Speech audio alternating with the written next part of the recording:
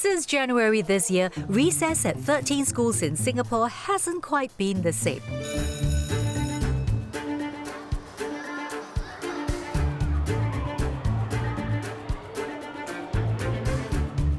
So I'm going to some of the schools to find out just how the kids are reacting to the change. So I want you guys to rate your bentos out of 5 stars. Use your fingers to show how many stars you give. Now. 4, 5. What do they need to do for you to give them 5 stars? Maybe they can turn the pizza into triangle. It's so cute. 4. 1,000. 1,000 stars. This bento here? Well, it's part of the central kitchen meal model, a solution for schools that cannot find enough canteen vendors. Under this model, meals are prepared off-site and delivered to students who pre-order them.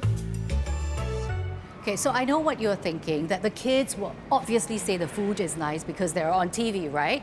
But I think that this will speak the truth. Ooh, let's see. Alrighty. Ooh. And generally the vegetables are not touched.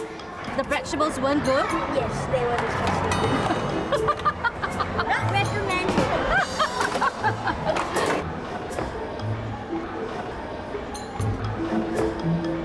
You don't like the brown rice? Okay, uneaten vegetables. Gonna put the carrots in there as well. Yeah. I'm at the bento return station. She barely touched it. I guess this was not a good choice. Okay. Another bento that's pretty much full that is returned. All the protein is left. I don't think she liked her food. In this episode of Talking Point, we track the rollout of the central kitchen meal model to find out why some of these meals are missing the mark for our students and what will it take to serve our kids better.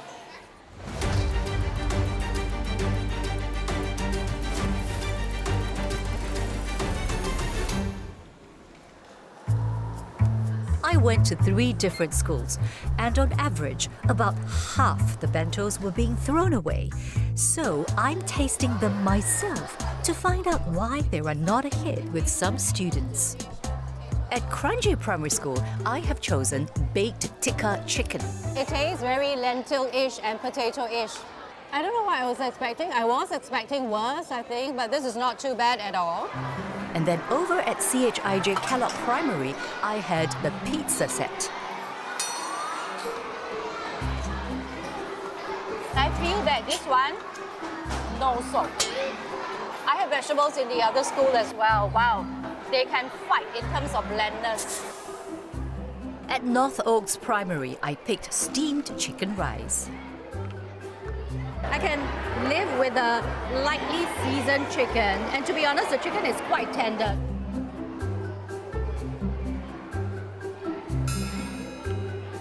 I'm not going to finish my veggie. For someone who's very used to bland food, this is really blander. Yeah.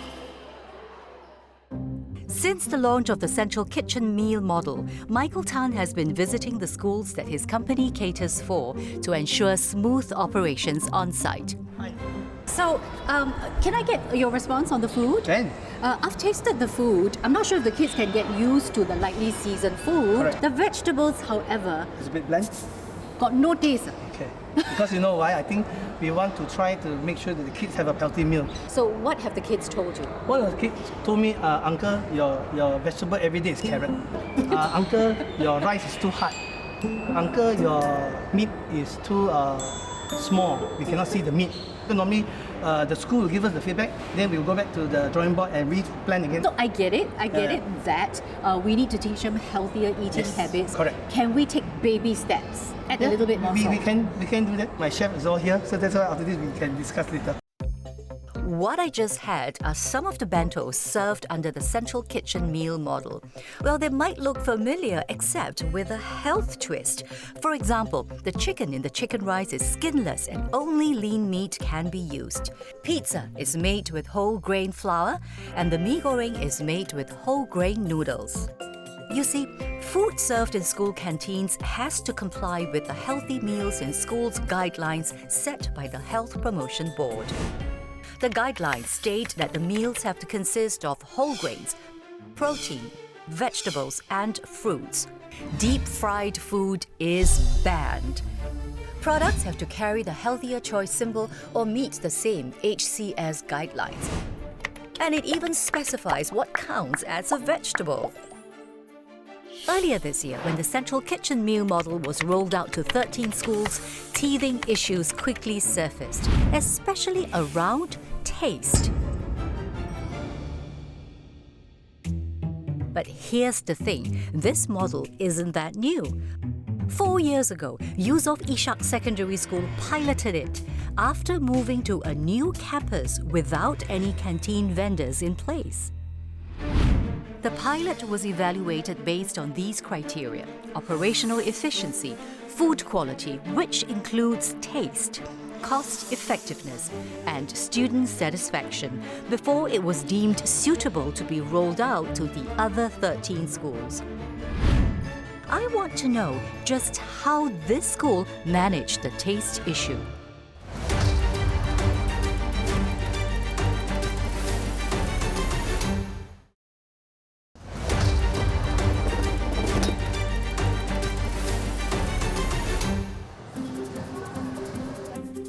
To make sure he knows exactly what the students are eating, Principal Chen eats the bentos himself 5 days a week. Oh, I see that you've got all the bentos ready. Shall we take a seat? So, what do you recommend? So I recommend the sweet and sour chicken rice. That's one of the dishes that when we started has mixed reviews, I would say, because it tastes a bit different from what you would expect. So Okay. perhaps you can share your thoughts after you've tasted Correct. it.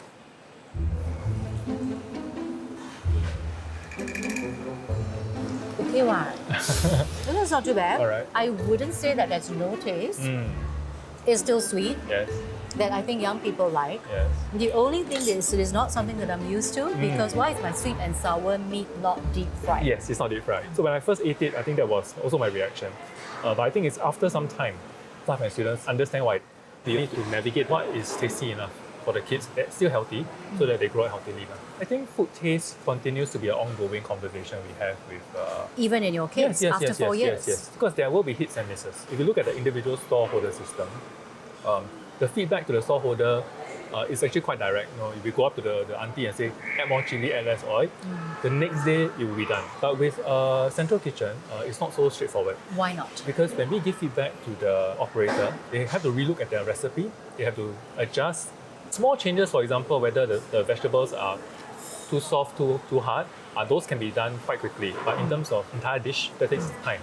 They have to test, and then every dish that goes out is certified by a nutritionist before it is rolled out again. So it does take about, perhaps one term. A term is about 10 weeks. Do you think that we're being too strict about these health guidelines? So if you look at the way it's written, it's really for vendors. Translating it to a central kitchen takes time, because I think we needed to be on the same page about salt use, fat use, because from a central kitchen's angle, they look at the nutritional value of each bento by the constituent like carbohydrates, oil, and fat, which is not something vendors will do. So I think there's a bit of calibration that needed to be done. I get that, but we are talking about professional caterers. Yes, I mean, yes. it's their job. Correct, they do this correct. for a living. Yes. So what's difficult about that? For our full meals, we're looking at 270 for the smallest portion. And it's really not a lot of money. In terms 270, that's for my bento. Or at most 350. So it's not really a lot. And they have to work within cost-effective sources at that scale. It's quite different from going to NTUC to buy a healthier choice. I think over 4 years, there are hits. Certain dishes are still very well received by staff and students, but I mean, there's still work in progress. So my takeaway from this whole conversation is that whatever complaints or unhappiness that the current schools have, it's really going to take time. Yes. Don't expect things to be better instantly. Yes. As a parent, I know how hard it is to cook something that is both healthy and tasty for my kids. And I'm just talking about a small family of 5 people. What about the caterers? What are the challenges of cooking for thousands of students and having to win over their taste buds? I reached out to the 3 main caterers supplying the schools under the CKMM. One of them, Chang Cheng, agreed to allow us into their kitchen. Wow. This central kitchen is responsible for providing bento meals for 5 schools across Singapore. That's around 4,000 students to feed daily. There are fewer people than I expected, and I see machines. Chef is also over there. Chef Liang. Hello. 哎，我来报道了，你好。你好，你好，你好。 Chef Liang has been in the culinary industry for more than 3 decades, but even so, nothing has quite prepared him for the stress of catering to the students' palates. 今天我们煮这个通心粉，这个蘑菇，这个是素的。因为正常厨师，我们做食物，我们当然要好的食材，然后好的味道，好的烹调方法，然后煮好一个美食。但我们会少了些什么？不能炸，不能太油，不能太甜，然后一定要有 HPP 的那个标准，然后还要经过营养师能达标，那么我们才可以比较合规的一个给小孩子吃的食物嘛，是一个额外的一种挑战。来，在那里试试看这个味道，我们应该煮好了，然后我们做出最后的调整。 So the macaroni actually is quite tasty. In fact, it's the tastiest of all the carbo staples that I've had so far. 哇，谢谢。会不会是因为我们是现煮现吃呢？这个也是当然我们会 keep 着 hot to 它其实它正常来说肯定会有一点点不一样，但是不至于很大分别。现在我们要马上去煮粥，现在目前呢它是个白粥，我们就马上要调味。这个是卤花生，最后就是 sesame oil 啦。Taste test. 非常烫。 觉得够了。I mean, if we're talking about flavors, there are flavors, there is taste. I don't know if it's got anything to do with the fact that I'm eating it piping hot. The bentos I just tasted were flavorful, which is a vast difference from the bland ones I had at the schools. I want to find out why.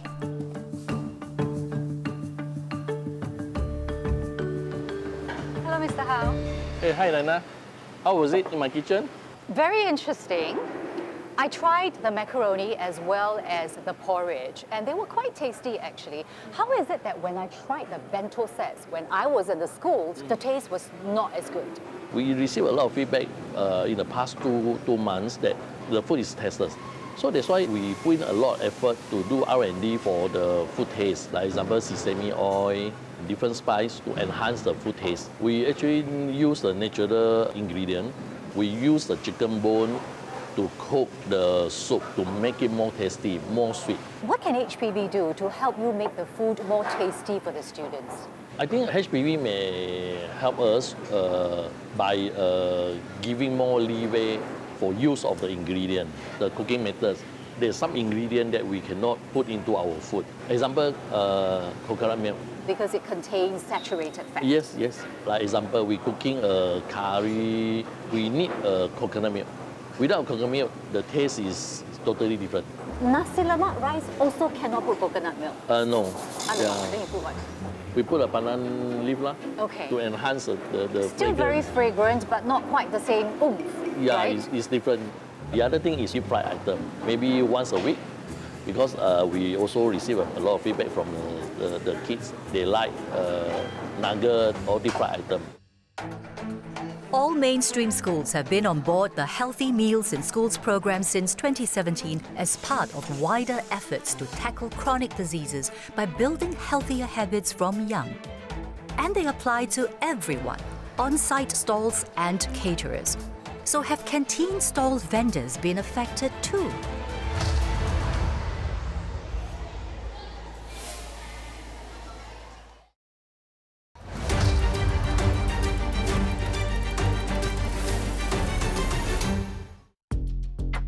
A typical mainstream school in Singapore has its canteen run by independent vendors. But as early as in 2020, about 34% of schools struggled to fill empty stalls. And by 2024, this problem had worsened to about 60% of schools facing the same challenge.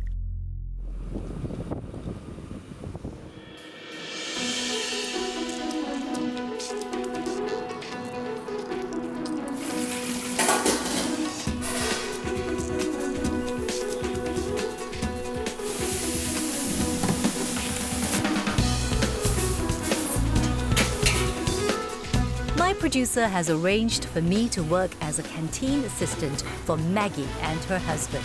They have been in this industry for the past 30 years. Hello, hi Maggie. Good morning. 你好，你好。 Oh my gosh. Look at that. She's got so much done and it's only like, what, 6 a.m. in the morning? That looks amazing. Look at the colors. 你有没有先在家里准备某些东西呢？昨天大概5、6点我就准备那个材料。所以一天前就要准备材料，然后今天早上带到来这里来炒。Okay, I have better see if there is anything that I can help her with. Maggie, 来我帮你一下，切哈，最容易的。你要切大切小，谢谢。细片啦，是不是？你要细片细片。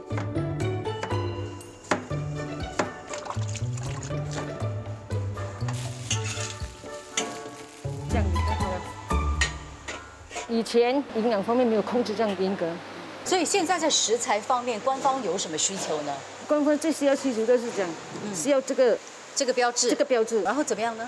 这个标志的成本会比较高一点。嘿，哇，开档了。Okay, what are you having?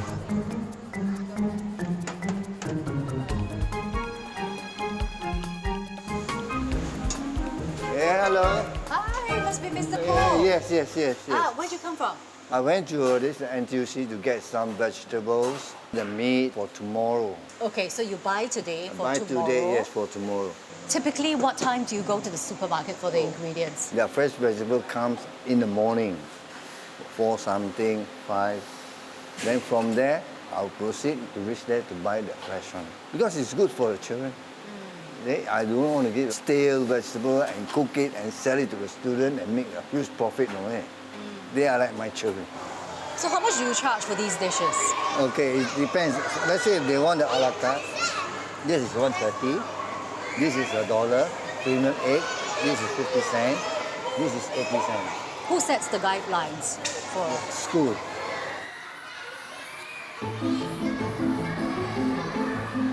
Rice or noodles? Thank you.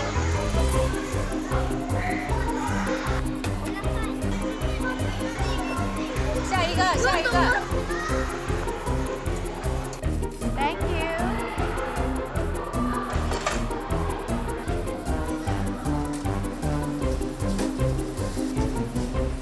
What are your takings in a month? Per month is roughly about 1,008. Here my utility is roughly about $80. Okay. Then the rent down here is $5 per month. Okay. The ingredient that I buy cost me roughly about 2,000 a month.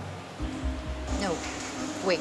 Your ingredients cost $2,000, but you Yes. told me that your takings was $1,800. Does this Yes. mean that you are losing money? Yes, I'm losing money. In a good month, I make about 100. After all, I've been in this line for 30 years. In the past, I do make money. Last time, we are allowed to have fried food, like chicken nugget, French fries, all this and that. That you are not allowed to sell now. Yes, not allowed to. Right now, even the fish ball is not allowed also, unless it's from a logo. With a healthier choice. Okay, Yes. how much have your profits dropped? Compare about 30 years ago till now, see, it dropped by about 35%. How have the authorities been helping? Well, they have been helping by giving us some knowledge. They say, buy from the wholesaler, it's better from the retail. Right. So what you're saying is that the authorities actually advise you to buy from wholesaler Yes. because it's cheaper. Yes. Have you tried buying from wholesalers? No, because A wholesaler, they'll ask you to buy in bulk. But I don't have a freezer here. Hello, Dr. Pram. Hi. I'd like to show you a video. Some kids are facing challenges adjusting their palates to healthier meals. So I'm speaking to Dr. Pram. She plays a part in guiding what the kids are having in schools. Ironically, her occasional guilty pleasure is French fries, a snack that's firmly off the menu in school canteens. So what do you think you've just seen? It seems to be the kids throwing away some leftovers from their bento boxes, I believe. I went to 3 schools, and our observation is that there is a lot of food wastage because in some cases, more than 50% of the food goes into the trash bin. So at what point does healthy eating fail? It's a difficult question because we want to make sure that our children are getting the best nutrition they can, especially in controlled environments like our schools. So we ensure that these guidelines are met as best as possible. We'll continue to work with the caterers to see how we can improve the taste for the children. Do you think that if we were to relax our guidelines a little bit, it will help all parties to make tasty and healthier food? Relaxing the guidelines it's a double-edged sword, right? So where do you stop? So if we relax some things, we don't relax other things, and what is the theory behind why we're relaxing it? I spoke to a caterer, and at least one of them is saying that if there are certain relaxation in the cooking methods, it will help them quite a fair bit. Can we have some leeway in, for example, giving them a fried food day? Each child is different. Some children may not be eating any fried food even at home or in the community. Hard to believe, but true. Some may be eating it 7 days a week. But for the schools per se, we should meet the best standards we can because we know we can't control everything when the child is out of school. So it sounds like the approach is, because we do not know what everybody else is doing outside of the school, Exactly. we just have to keep it 100% clean, at least in school. Yes. Oh boy, okay. Have you personally tried the bentos yourself? Not myself, but my team has. And what is their feedback?